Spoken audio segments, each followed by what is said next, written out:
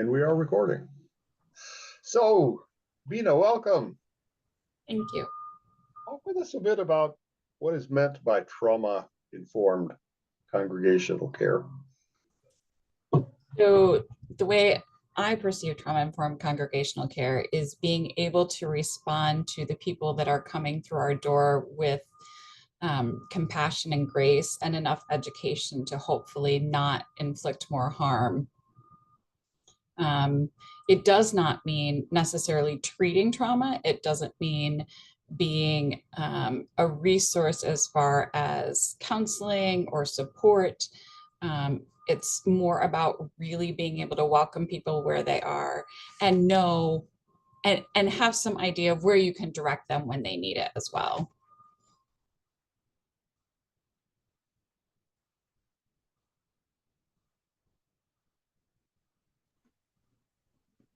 There was a beeping outside my window, and I'm not sure what that was. So there's a beeping outside my window. That's maybe it was your window. It never stops. I can't imagine being a patient here and having to listen to that for hours on end. I don't see anybody backing into my driveway. So. Nope, it's just here. In your book, you talk a lot about the authentic self. So can you talk to us about what that is, what it means? So my understanding of the authentic self is probably what a lot of people would call the soul. But I use the words authentic self because I wanted it to be accessible to more people than just Christians or people of faith. I wanted everyone to be able to identify with that. So Richard Schwartz is the pioneer of internal family systems, and he talks about the authentic self. And I see that as being the part of you that cannot be broken by trauma, that cannot be damaged. It can be sad, it can mourn, but there is a part of you that doesn't have any fingerprints from anyone else on it. It doesn't harbor any of those awful words that other people have placed on you. It is the safest part of you. And what happens in trauma, and the reason I believe this so strongly, is that our brain is what is affected, our chemistry, our neurobiology. You know, your amygdala is hyperactive, your hypothalamus and thalamus and hippocampus, none of them are working correctly. And so we absorb all of it, and we absorb trauma into our very bodies. But what we see and what we recognize in trauma recovery is that when we deal with those somatic issues and when we deal with the neural pathways and create new neural pathways, change our narrative and do that work, that part of you emerges. And I think it's really important to recognize that that part of you is protected, because it feels in trauma as though you've been broken. It feels like every part of you has been touched. And just like when someone comes to us and says that they're a victim of sexual assault, one of the first things people say is, it's not your fault. Well, I was wearing a mini skirt. It's not your fault, period. And we're going to hold that. If you can't hold it, we will hold it for you until you're able to embody that yourself. And for me, the authentic self is like that. It's the tiniest sliver of hope to a traumatized person that there is something within them that hasn't been damaged. And I will hold that for you until you can begin to embrace that and embody that. And the authentic self in trauma recovery is a lot like other things. It's not necessarily linear. You uncover it, and for many, you get to the point where you feel like you're in your authentic self, but something can come along and that authentic self gets shut down again. And those trauma responses take over, and you have to do the work again to unearth that self and bring it forward.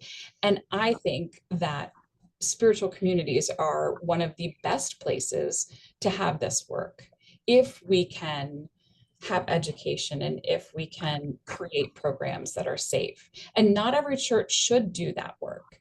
Not every church has the capacity, and a lot of churches are not in a place where they can do their own work to heal their own traumas. And that's something that Larry and I have talked about, and Lee from Transformational Trails extensively, because in order to do the work to care for traumatized people, you have to work through your own trauma. And you have to work through the church's trauma and the community trauma. And it doesn't mean that it's all resolved in a nice, tidy bow and no one's ever upset about it again. But it's the idea that you have to know where your own edges are, so that you can really, really be present for other people.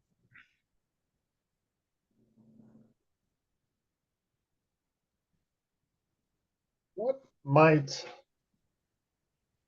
sessions really need to know? I mean, I'm thinking sessions are probably in the main totally unaware and uninitiated in the need for trauma-informed congregational care. So what might a session, what might a pastor need to know to say, wait a minute, I need to look more into this? 1 in 7 people has active PTSD at any given time. And you look at a congregation of 100, that's 7 people that have active PTSD, according to the statistics. And oftentimes, the way it presents is, frankly, difficult. Oh, that person's difficult. Oh, that person's a control freak. Well, of course they're a control freak. They're freak. They've been traumatized and they are trying to get their world to make sense, and they're going to do whatever they need to make it make sense and be safe. And control isn't always about controlling other people. It's about trying to be safe and know what's going to happen. So for me, when I think about sessions and when I think about churches, the first thing that people need to know is that traumatized people are in your church, whether you know it or not. And the next part of that is traumatized people who come through your door will know instantly whether or not this is a safe space. And they will know instantly by the language we use, by the way we greet people, by the way we respect people's boundaries. You know, are you a person that walks up and, oh, I'm so happy to meet you, and you instantly hug someone? Or are you a person that walks up and says, I'm really happy to meet you? You know, I tend to be a hugger. Is it okay if I hug you? Like things like that, like just tiny small things. The way we talk about trauma from the pulpit, are we being honest about the fact that not every story is perfectly beautiful? There are stories that cause pain, and there are stories that cause us to remember pain. Are we acknowledging that? Are we creating space? Are we telling people that you can leave? If this story, if this sermon, if something that happens in worship today makes you uncomfortable and you need to leave, please leave. Please come back if you're able. And also know I will follow up with you, not because I need to be nosy and you don't have to share anything, but because you matter. It's small things like that. And I know it makes a lot of people uncomfortable. Like, well, why do we have to cater to, every person? Well, we're not catering to every person. What we're doing is we're making it safe for every person to be there. So sessions need to understand, A, the people are already there. B, they are coming to our congregations. And C, at the basic, at the basic, we need to have that information and have a rough idea of what trauma looks like and how it presents, so that, again, at the very base, we can have compassion and grace, so that we aren't frustrated, that we can at least hold space. It may not be anything we ever find out. People may never want to tell us their story. But if you watch these behaviors and you think, there's probably a reason why people act the way they do. In fact, there's always a reason why someone acts the way they do. And that's hard, because sometimes we see behavior that seems counterintuitive. We see behavior that feels awful. We see behavior that feels targeted, that feels unfair. And it's hard to say, well, there's a reason for people to behave that way. But there is. No one behaves in certain ways without there being a reason. They may not know it. They may not be able to identify it, but we need to be able to hold space for that. And then if a pastor in session feel like wow, we want more information. Then the next step is, okay, so what would it look like in your church? And there's a lot of questions to that. A, you have to do your own homework. Are you willing to do your own homework? But B, what is it going to look like? Because here's one of the concerns that I have with churches saying, oh my gosh, I want to do trauma informed care. That is awesome. My first response is great. My second response is, what about the people in your church who don't want to do trauma informed care? What about the people who are like, no, this is not for me? It's not going to be for everyone. And we need to recognize that. Just like knitting circle or Boy Scouts or whatever it is not for everyone. I don't knit. I'm just not cool. It will never be for me. That doesn't mean we don't have it. It just means we need to make sure that the people who are interested are engaged and we find a way to utilize them.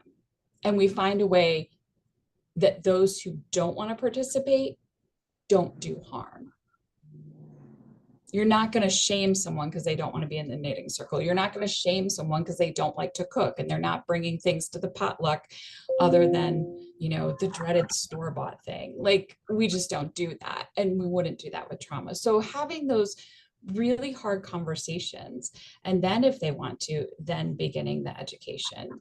And what does it look like? And no two programs will ever be the same, because no two churches are the same and no two communities are the same. Like, what is the trauma in your community? When I lived in Little Falls, in a period of 7 years, we had the major explosion on Main Street where 5 houses were destroyed, 7 families displaced. We had multiple fires that ripped through multiple homes. We had 2 major floods that wiped out part of Little Falls and wiped out the entire Main Street of Dolgeville. Like, all of this happened. There was a student who, one of the high school students who had went to college in his freshman year, froze to death outside. Like, all of this in 7 years. So recognizing what's happening in the community is also a part of this. So no two programs will ever be the same. And that's an important message in all of this. You are unique and we need to do what's best for you and your congregation.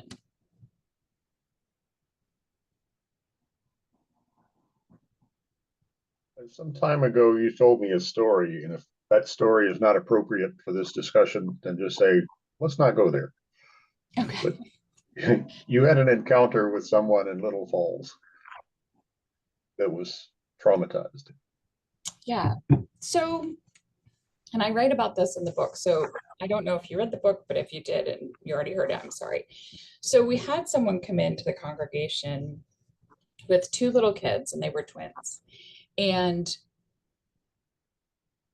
she was difficult.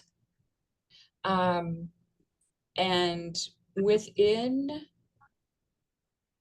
2 weeks, she came up to me after church and said, why am I being ostracized? No one has invited me to their home. I was kind of taken aback, and I said, I am so sorry you feel that way. I don't think anyone is purposely ostracizing you. Some of these people have known each other literally since like elementary school. So they have a different relationship. I am sure that you will make friends and so forth. And her children started hitting other children. And I don't discipline other people's children, but what I said was, we don't do that. We treat others how we want to be treated. And you would have thought that we absolutely horribly disciplined her children. She was really, really angry and really, really upset. It got to the point where parents weren't bringing their kids to activities at the church because she was there with the kids. So then that just increased her stress of, well, why doesn't anyone want to be my friend? And on and on and on. At one point in worship, she left right after children's time, like yelling on the way out. And so I kept trying to talk with her and, understand like what's going on. She refused to discipline her kids. Absolutely. It wouldn't matter. Like, her daughter slapped a kid across the face, and she was like, "Mhm, that's not tolerable." So I had a conversation with her. It turns out that her children were born very premature and lived in the NICU for about the first, I don't know, 4 or 5 months. It was a long time. And she lived with the constant fear that they were going to die. And for her, she never got the help. And so for her, every waking minute, they were going to die. And they had such a terrible life at the beginning that she had to make up for that. And they were 6 at this point.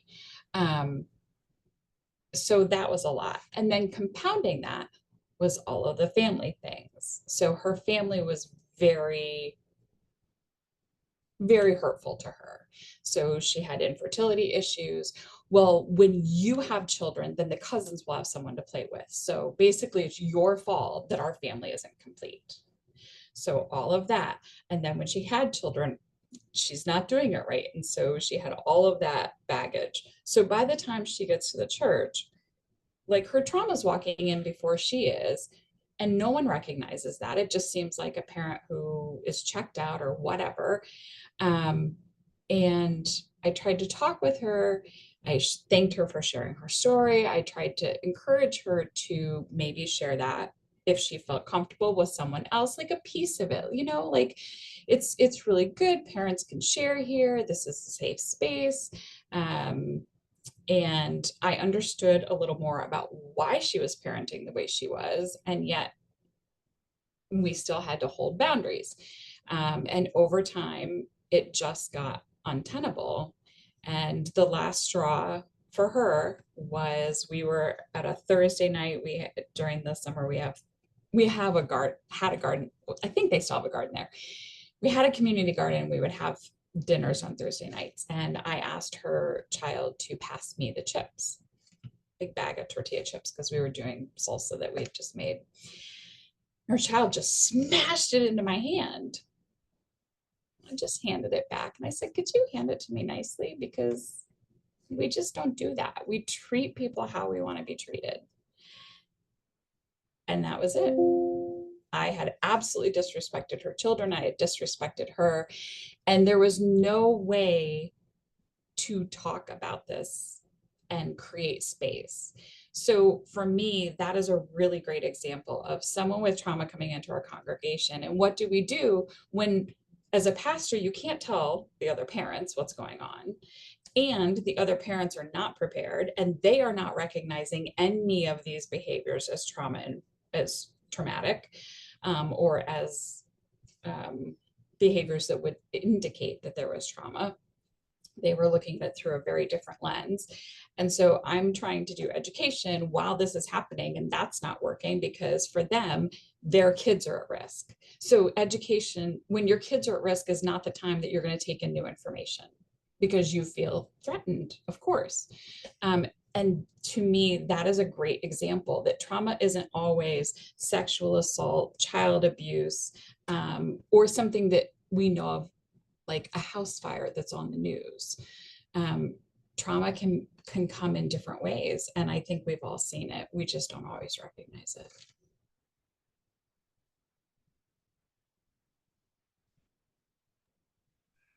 Would there be, maybe this is too generalizing, but I'm just thinking we witness all manner of behaviors in congregations. And I think since this ministry has been with us, and I've been associating with you and Lee, I think more and more about the behaviors that I've seen in congregations. And I think I'm finding myself saying, well, wonder what the trauma is behind that Mhm. behavior.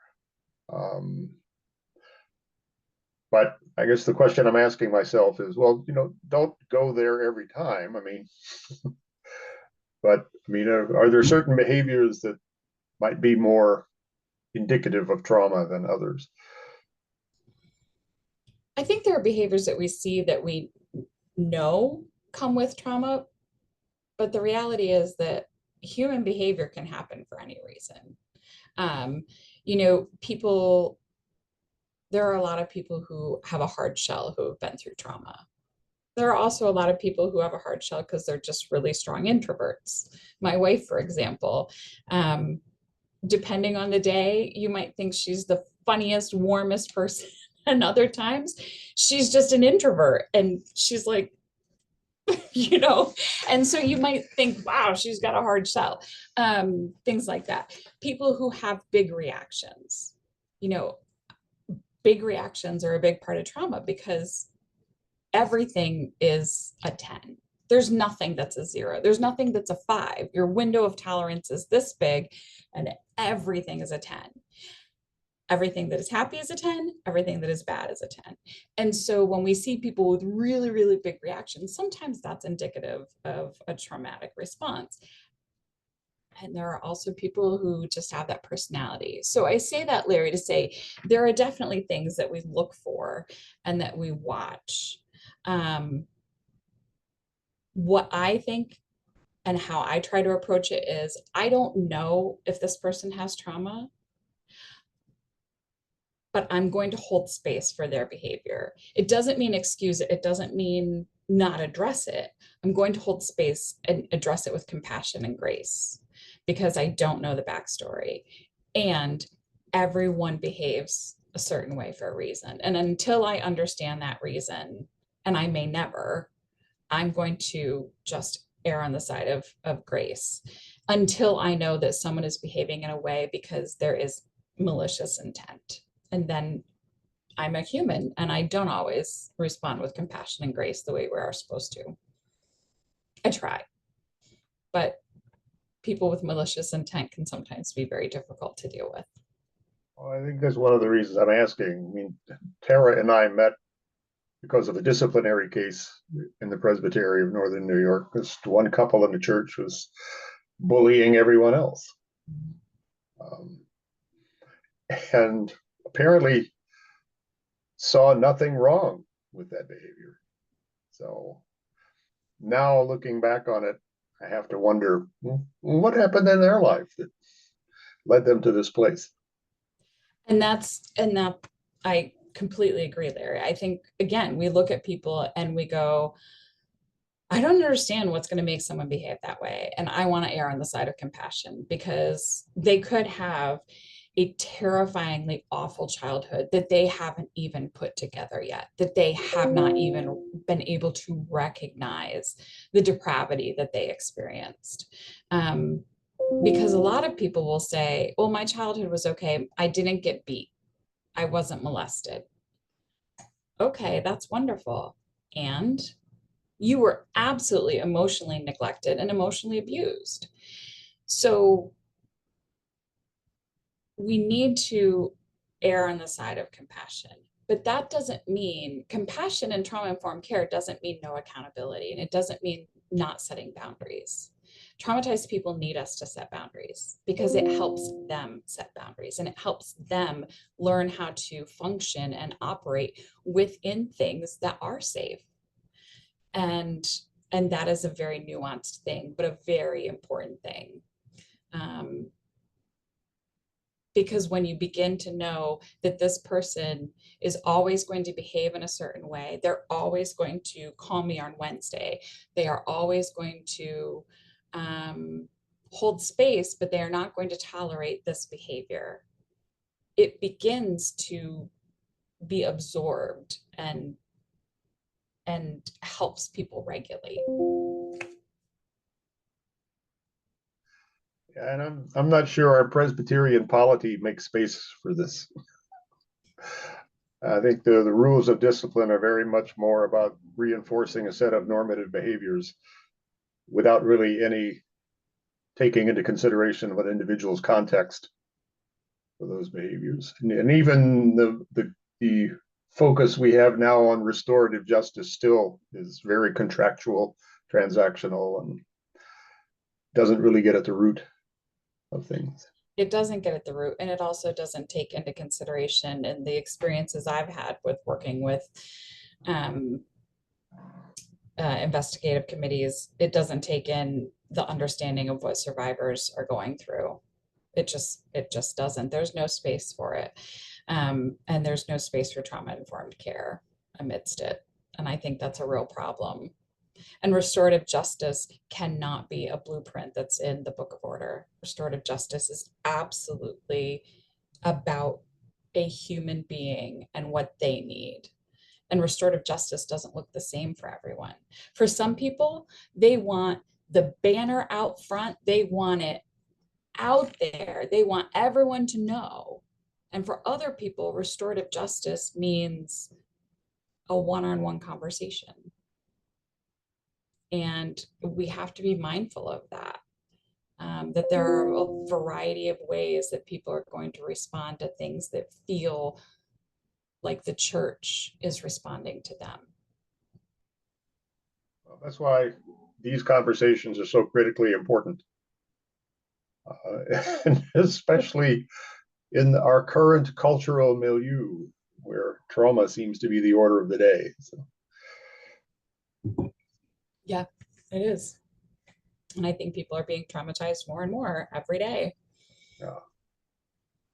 And may not even realize it. And may not even realize it. And the reason I say traumatized every day is I don't mean traumatized. I'm not using it in and I can't think of the word. I'm so sorry. I've heard people say, oh, I had to wait in line at McDonald's for 10 minutes and then they got my order wrong, hashtag trauma. And I'm like, that's not trauma. Like, trauma is a life-threatening experience, like where you feel like your life could be threatened. And while some people may argue with me, and that's fine, there are a lot of people right now working for the federal government who are feeling like their very life is threatened because they don't know if they're going to have a job tomorrow. Well, if you don't know if you're going to have a job tomorrow and you have a house payment and you have children, and what's going to happen? You know, a lot of the people working are very specialized. It's not like you can just pick up and there's 1,000 other jobs in the area out there for you. You have this, you've worked your entire life to have this specialized gift, this specialized knowledge. So they are living with some trauma, and it's not going to manifest for everyone the same. But the other part of that is it's constant, it is chronic. We are now looking at people who are having chronic trauma where every single day they don't know if they're going to have a job. And that creates that heightened sense of my life could be over, my life could be over. My wife and I know someone who died by suicide a few weeks ago after being laid off from the government because for her life was over. She had worked her entire life. She had her PhD. She had very specific knowledge and worked for the NIH, and that was really important to her. And it wasn't stuff that she could just pick up and go anywhere. Like, this is research that you spent your whole life doing, and now it's gone. And not everyone's going to have that response. People have different resiliency. They have different different thresholds. But yeah, we are seeing a lot of people be traumatized right now.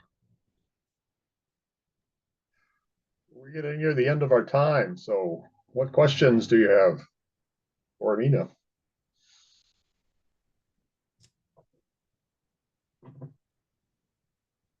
I don't have a question, but I just want to say this was really, this really spoke to me, this conversation. This was really informative, and I really appreciate you speaking to us on this. Oh, thanks, Tara. I leaned forward because it's hard to hear. For some reason, I can't hear you, but I could hear Larry. So I thank you. Thanks for that feedback. I'm glad it was meaningful for you. I want to echo that as well. All these new traumas, they bring to front old traumas for people, and then they're re-traumatized again. Yeah. And as a pastor, there's people on all sides of the spectrum. I mean, even, I'm looking at the flag there and how much I would love to put a flag out here, but there's people here who wouldn't want that. But how do you come to some sense of where the people who want to feel welcome with what that flag says, how can you do that? And so for me, sometimes I think it's having those small little conversations about trauma that can help people understand things like Mother's Day and Father's Day, including it in prayers, so that people are aware that this is a really traumatic day for some people, and for others, you know, they don't even think about it. Right now, we're having the PCUSA put out a really wonderful Lenten devotion about grief and loss. It's really tough. There's about 8 of us or so that are doing it on Sunday morning, and it gives people that space. I mean, even myself, there was one that I was crying because it was so powerful, but it gives people that space to say, yeah, there's so much grief and there's so much loss and trauma, but to be in a room, as someone said, and allow that space just to be heard. Because the thing is, you can't take someone's pain away. You can't make it all right. But just to say, I hear you, and we're going to hold this space for you, can really start that transformational process. For me, I realize it doesn't happen overnight, but the more we can have these small conversations, I think the better. So again, thank you for the work that you do. Thanks. I appreciate that. The flag, so I'm at my office in the hospital. And this flag was here when I joined last January. And it's interesting to me that no one has said anything. So, because that's not my experience in other venues. So I wanted to comment on that. And the other part of that is, I think one of the things that's really hard for people to remember is that 2 things can be true at the same time. And I don't know why that is so hard, but it really is. And I frequently am reminding people 2 things can be true at the same time. You can be a traumatized person, absolutely feeling horrible, and having a good day. And Mother's Day and Father's Day can be absolutely joyous and absolutely crushing all at once. And for any of us to only focus on one or the other is not doing God's work. You know, like it's just not. I just, it's really hard for me because I just want people to remember, like, I want you to live into your experience and be happy if it's a happy experience. I also want you to be able to live into your experience and cry if it's a sad experience. And so those kinds of days, I'm so glad that you're thinking about that. And your congregation's so fortunate to have you and to be able to hold space for all of that, because those are really horrible days for a lot of people. I think what makes it hard for pastors too is sometimes those difficult people can talk to you in confidence and say things to you, and you can't reveal that to someone else. And then people will get angry with you because you know things that you just can't share, Right. you know, and so they don't have a full understanding of that. But again, just to continue to have those conversations and just to do the work that we can do to hold space for everybody is so important. And I really appreciated you talking about that authentic self, because, you know, for a person that's been traumatized, if, you know, to hold on to that, that gives them that hope that they can get up for one more day. Yep. So thank you. Thank you.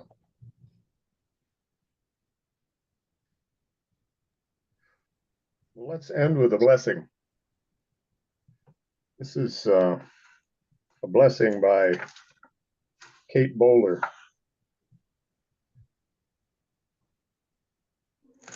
Blessed are you, resisting the urge to reframe. You who are sick and tired of silver linings. Blessed are you who risk sincerity, especially when the world around you craves a bright side. You who speak honestly about what is right in front of you. This is hard. This might not get better. This has really gone horribly. This may not be a different way. Blessed are you in your gratitude and in your pain and in your pleasures and in your limitations. Blessed are you, the truth teller. And what a miracle it is when your candor finds a chorus that echoes back, same.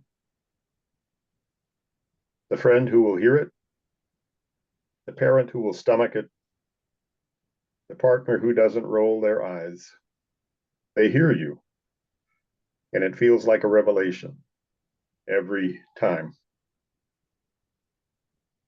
May you feel your truths answered by the language of love, changing where you can, confirming where you can't. But loved, loved, loved, all the same. Amen. Thank you so much for allowing me to be with all of you today, Thank you. All right, friends, the Lord be with you. and also with you. Nice with you. Bye now. Bye.